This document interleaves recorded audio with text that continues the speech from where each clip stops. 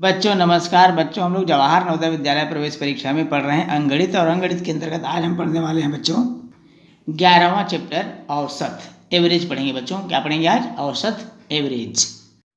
बच्चों इस अध्याय के अंतर्गत हम निम्नलिखित गणनाओं एवं प्रश्नों को हल करने में सक्षम हो सकेंगे, जिसमें संख्याओं का औसत ज्ञात करना है, औसत से संबंधित गतिविधियों को समझना है, सूत्रों की सहायता से औसत ज्ञात करना और औसत ज्ञात करने की विभिन्न विधियों का अध्ययन करना है।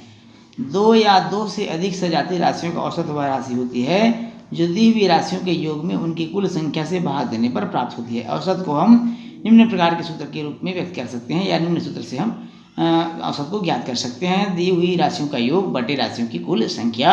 अगर मान लीजिए हमने x माना है दी गई राशियों को, तो समेशन x बटे राशियों की कुल संख्या को हम n मान लेंगे, नंबर ऑफ डाटा। तो इस तरह से समेशन x बाई n भी लिख सकते हैं, या दी गई राशियों का कुल योग बटे राशियों की कुल संख्या। तो इस सूत्र से हम औसत ज्ञात कर सकेंगे। बच्चों औसत का प्रयोग अनेक क्षेत्रों में होता है, जीवन के अनेक क्षेत्रों में होता है। क्रिकेट खेल के दौरान रनों का औसत ज्ञात करना होता है बच्चों। कक्षा में छात्रों की उपस्थिति अनुपस्थिति का औसत ज्ञात करना, परीक्षाओं में छात्रों के प्राप्तांकों का औसत ज्ञात करना आदि अनेक घटनाएं हैं जिनका औसत ज्ञात करने में हम औसत ज्ञात करने की विधि का प्रयोग दिन प्रतिदिन करते हैं। औसत को मध्यमान या मीन भी कहा जाता है बच्चों, समांतर माध्य के नाम से भी इसको जाना जाता है, मीन भी कहा जाता है। अब आइए देखते हैं बच्चों औसत से संबंधित कुछ महत्वपूर्ण तथ्यों को।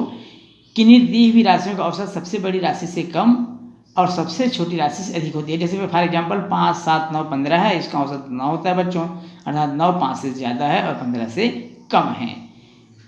किन्हीं दी हुई राशियों का औसत सबसे बड़ी और सबसे छोटी राशि के मध्य होती है। 2, 4, 6, 8, 10 का औसत 6 है। 4 तथा 8 के मध्य की संख्या है। आप ध्यान से देख रहे हैं बच्चों, 4 और 8 के मध्य की संख्या 6 है, जो यदि की राशियों का मध्य संख्या है। यदि किसी राशि का मान 0 हो तो उसे भी गणना में सम्मिलित किया जाता है। जैसे 2, 3, 0, 5, 10 है, इसका औसत 4 होगा। क्यों? क्योंकि सबको जोड़ेंगे 3, 2, 5, 5, 10, 10, 20 और कुल मिलाकर के 3 और 2, 5। तो हमने इसको गणना में प्रयोग किया है बच्चों। 3 और 2, 5 संख्या माना है, 20 को 5 से भाग दिया तो औसत कितना प्राप्त हो गया? हमको 4 प्राप्त हुआ, अर्थात हमने 0 को भी शामिल किया है।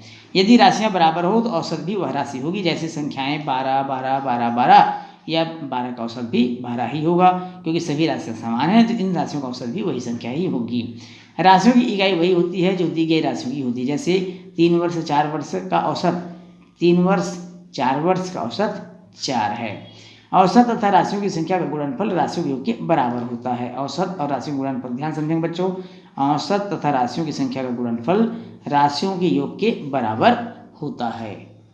एक बार और सुन लेंगे, औसत तथा राशियों की संख्या का गुणनफल राशियों के योग के बराबर होता है, अर्थात औसत गुणित राशियों की संख्या बराबर राशियों का योग। जैसे यदि राशियां 4, 18, 12 है तो 4, 18, 12 का योग बटे 3 बराबर 8 औसत प्राप्त हो जाएगा।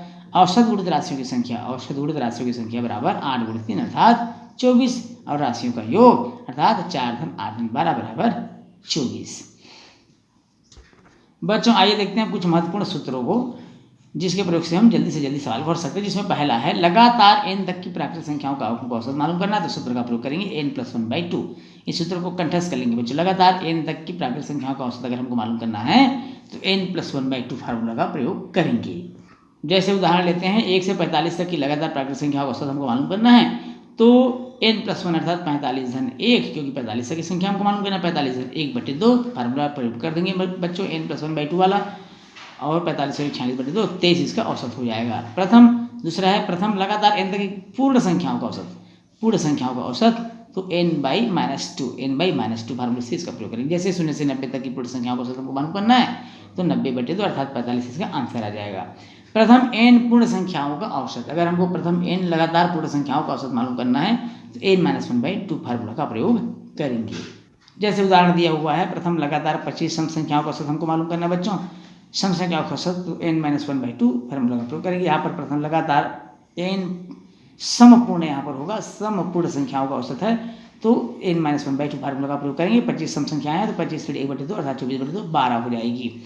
प्रथम n तक की सम संख्याओं का औसत, प्रथम लगातार n तक की सम संख्याओं का औसत n+1/2, अर्थात मान लीजिए 2 से 22 तक की सम संख्या है, 2, 4, 6, 8, 10 लगातार सम संख्या है, 2, 4, 6 इस तरह की संख्या है, और 2 से 22 तक की सम संख्या को हमको औसत मालूम करना है, तो 22 धन 2/2 अर्थात 12 प्राप्त होगा।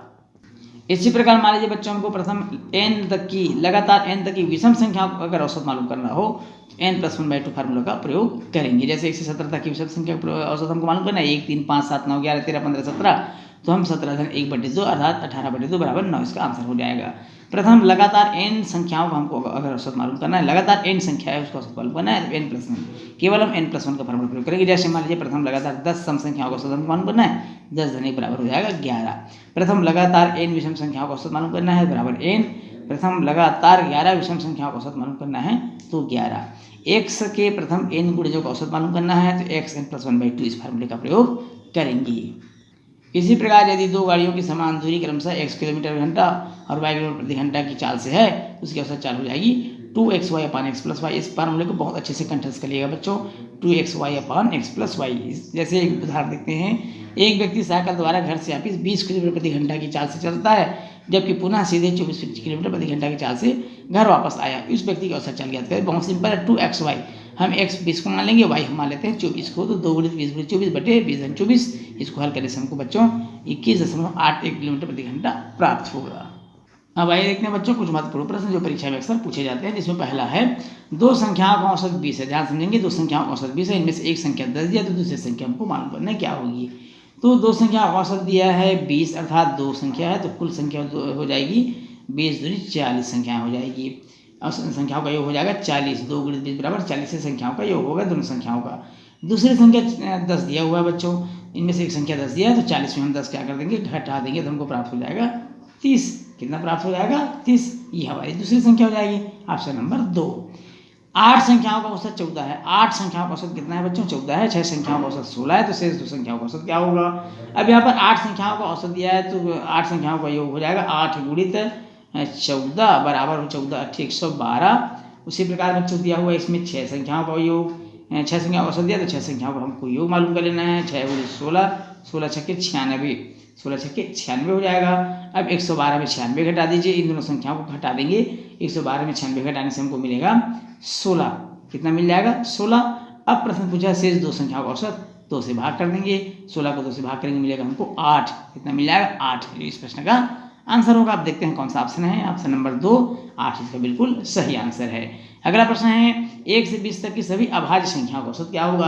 तो 1 से 20 तक की सभी अभाज्य संख्याएं कौन कौन सी बच्चों, जैसे कि अभाज्य संख्या में आता है आपका 2 है, 3 है, 5 है, 7 है, 11 है, 13 है, 19 है। ये सभी अभाज्य संख्या हैं बच्चों।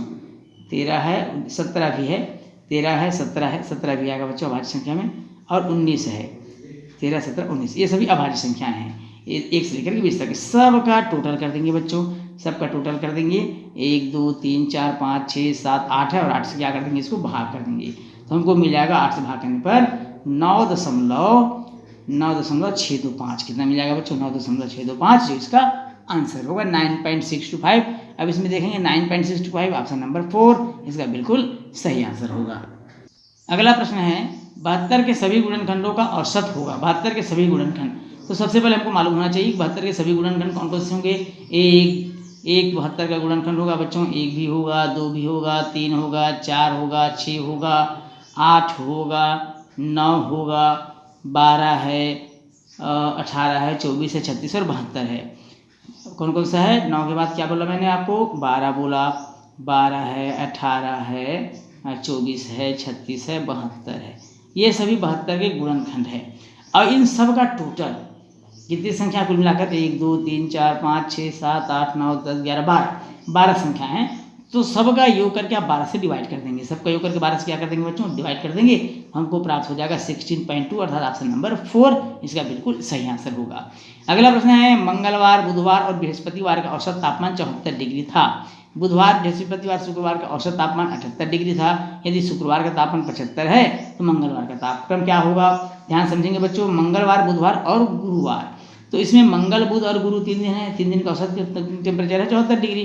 तो सबसे पहले हमको 3 गुणित करना पड़ेगा 74, तो 3 गुणित 74 डिग्री करने से हमको प्राप्त हो रहा है 222 डिग्री। कितना प्राप्त हो रहा है बच्चों, 222 डिग्री।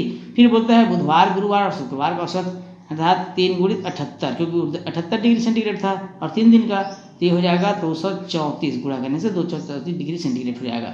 अब हम क्या करेंगे, इन दोनों को घटा देंगे, तो बुधवार और बृहस्पतिवार का औसत टेम्परेचर निकल जाएगा। 234 में 222 को घटा देने से 159 डिग्री प्राप्त होगा। 159 डिग्री सेंटीग्रेड और 159 डिग्री सेंटीग्रेड है बुधवार और बोला प्रश्न में बुधवार और बृहस्पतिवार और बृहस्पतिवार का औसत तापमान हो जाएगा, जो प्रश्न में पूछा है। अब पूछा है मंगलवार का तापमान क्या होगा, तो मंगलवार का तापमान क्या ज्ञात करने के लिए क्या करेंगे, 222 में 159 को घटा देंगे, तो 222 में 159 घटाने से हमको प्राप्त हो जाएगा 63 डिग्री सेंटीग्रेड। 63 डिग्री सेंटीग्रेड क्या होगा, इस प्रश्न का आंसर होगा जो ऑप्शन नंबर 2 में दिया हुआ है। अगला प्रश्न है संख्याएं 10, 19, 21, 22 और 28 का औसत क्या होगा, तो सबको जोड़ देंगे बच्चों। 10 धन 19 धन 21 धन 22 धन 28 सबको जोड़ करके 1 2 3 4 5 से भाग कर देंगे तो हमको इसका आंसर प्राप्त हो जाएगा। इसका आंसर आएगा बच्चों, सबको जोड़ने से टोटल हो जाएगा 28 22 28 30 20 50 50 20 70 71 71 और 9 80 80 10 90 10 100 सबको जोड़ने से 100 होगा और 5 से भाग कर देंगे तो 100 भागित 5 बराबर हो जाएगा 20। कितना हो जाएगा 20, जो ऑप्शन नंबर 2 में दिया हुआ है इसका सही आंसर होगा। अगला प्रश्न है 4 क्रमागत सम संख्या का औसत 27 है, इनमें से सबसे बड़ी संख्या है। 4 क्रमागत सम संख्याओं का औसत है, 4 क्रमागत सम संख्याओं का औसत 27 है, इनमें सबसे बड़ी संख्या है। तो 4 ऑप्शन दिया है 36 30 28 और 32। क्या होना चाहिए, इसका सही आंसर होगा ऑप्शन बच्चों 30। क्या होना चाहिए, ऑप्शन नंबर 2 30। इसमें अगला प्रश्न है बच्चों 7 क्रमागत संख्याओं का औसत 53 है। 7 क्रमागत संख्याओं का औसत 53 है, इनमें सबसे बड़ी संख्या कौन सी है। 7 क्रमागत संख्या x x + 2 x + 3 x + 4 x + 5 इस तरह मानेंगे बच्चों, और सबसे बड़ी संख्या कौन सी आपको ज्ञात करना है। तो उसमें x का मान ज्ञात करने के बाद आपको मालूम करना है सबसे बड़ी संख्या। जैसे इससे पहले हमने सबसे बड़ी संख्या मालूम किया था, सेम वही फार्मूला यहाँ भी इस्तेमाल करना है। वहाँ पर संख्या है केवल 4 क्रमागत है, यहाँ पर 7 क्रमागत है। नियम दोनों का सेम रहेगा बच्चों। जैसे 4 क्रमागत में x x + 2 x + 4 x + 6 ऐसा माने थे, यहाँ पर हम मानेंगे वैसा ही सेम। और यहाँ औसत 53 दिया, यहाँ औसत 27। सवाल सेम टू सेम है। इसका आंसर क्या हो जाएगा बच्चों, इसका सही आंसर आना चाहिए ऑप्शन नंबर 2 अर्थात 36।